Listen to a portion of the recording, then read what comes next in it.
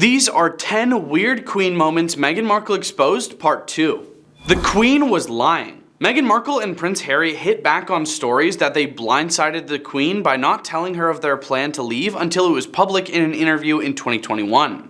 "I've never blindsided my grandmother. I have too much respect for her," Harry said. Asked where that report came from, he said it probably could have come from within the institution. "This isn't working for everyone," Meghan recalled telling the royals. "My biggest concern was history repeating itself," Harry continued, saying he could see the same events that had hurt his mother Diana playing out again, except in a more dangerous way now that racism and social media were contributing to their problems. The Queen was pissed off at Meghan. When Markle and Harry declared in 2020 that they wanted to break free from their royal duties, everything changed. The pair declared they would divide their time between the US and the UK, and that they were leaving the royal family as senior members. The shocking announcement of the Duke and Duchess of Sussex's departure from the royal family garnered media attention and was coined Megxit. The royal family, including Prince Charles, Prince William, and the Queen, was allegedly incandescent with rage as a result of not receiving the appropriate notice, according to a previous article from the Post. Reports at the time stated that Harry's father and brother found out about the breakup through the media. "This is a declaration of war on the family," a senior source told The Sun of the Megxit announcement. Number 9, Charles's relationship problems. We all know that the relationship between Princess Diana and then Prince Charles was no secret. So when the news about them breaking up finally went public, many people became interested in them as individuals and as a failed marriage. Number 8, personal funds. Far from opening the royal family's wealth, inherited or otherwise, to scrutiny, astonishingly there appears to be no study of this topic. The Queen successfully lobbied the government to change a draft law in order to conceal her embarrassing private wealth from the public. The Queen was also given a personal exemption from having her private state searched for stolen or looted artifacts, and her household remained exempt from laws that ban race and sex discrimination. And although it is speculated that her personal wealth amounts to hundreds of millions of pounds, the exact amount is still unknown. The wealth is not all simply historical. It is instructive that the British monarchy gives itself the business name The Firm. Despite all the patriotic songs, it has offshore investments that don't pay taxes like many other global corporations do. On top of that, Charles's mother's inheritance will never be subject to inheritance tax. The most crucial aspect of understanding the British monarchy and the Queen, who recently sat on his throne, is the politics of enormous wealth. Percy Bysshe Shelley, a poet, once said that the monarchy and the royal family serve as only the string that ties the robber's bundle. Their ultimate purpose is to emphasize their rich and powerful right to make decisions. The Queen was one of the largest private landowners in the nation, continuing the earliest forms of feudalism. For the British monarchy, which sprinkles generous doses of charity on the populace while sitting comfortably at the interface of old wealth. Number 7, Princess Anne. From November 1973 to April 1992, Queen Elizabeth's daughter Anne was married to Mark Phillips. The couple had 2 children together. However, it turns out that Mark had a child out of the marriage with Princess Anne. Mark Phillips is said to be the father of a daughter named Felicity, who now lives in New Zealand, but reportedly grew up on the 700-acre estate with Zara and Peter. In the 1990s, Heather Tonkin, her mother, attempted to have Mark claim paternity. He declined, but was simultaneously paying her £6,000 per year for 5 years. Suspicious. Number 6, Prince Philip. After the husband of Queen Elizabeth passed away, his legacy is marred by decades of off-the-cuff, problematic, and racially charged remarks. The British monarchy's longest-serving consort has said things that are offensive on multiple occasions.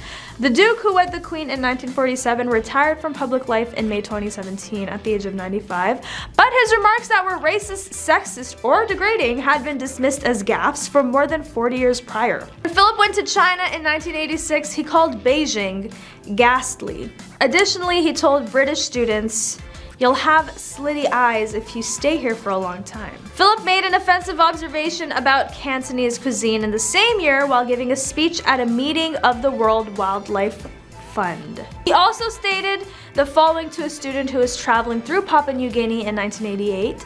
"So how did you avoid being eaten?"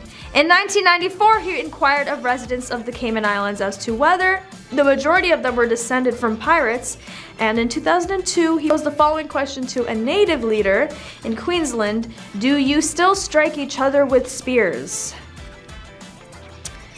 Just upsetting. Number 5, struggling to fit in. Irving pointed to Philip's 1956 tour of Commonwealth countries as evidence of his need for breathing room. He explained it is understandable that as a hot-blooded young buck, as soon as he entered into the orbit of the horrible royal court and all the flunkies telling him what to do, it did not suit him. The fact that he lost his stack and spent 6 months on the boat is not surprising. He wanted to escape the dreadful atmosphere of the court where he felt constrained.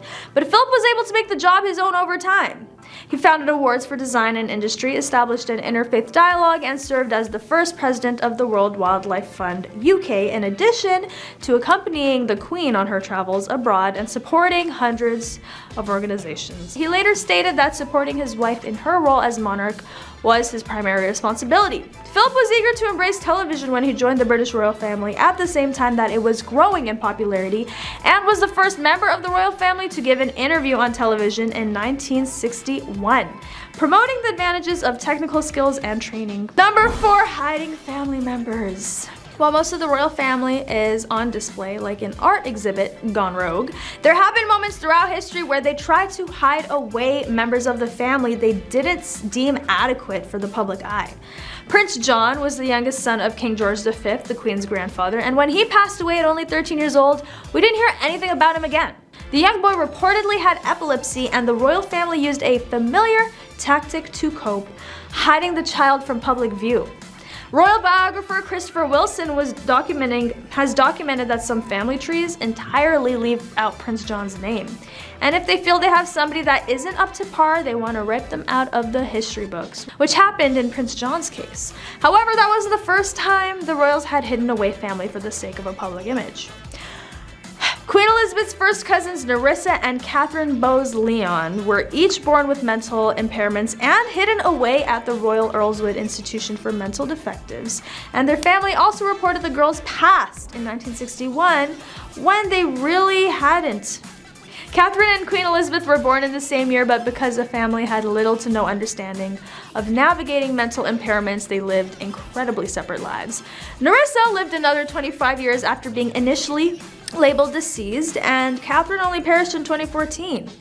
Makes you wonder if there are other members of the family who are dealing with this at the moment. What do you guys think? On to number 3, affairs. Diana and Charles had a pretty rocky relationship, and it was never hard to see the lack of chemistry or affection in the couple.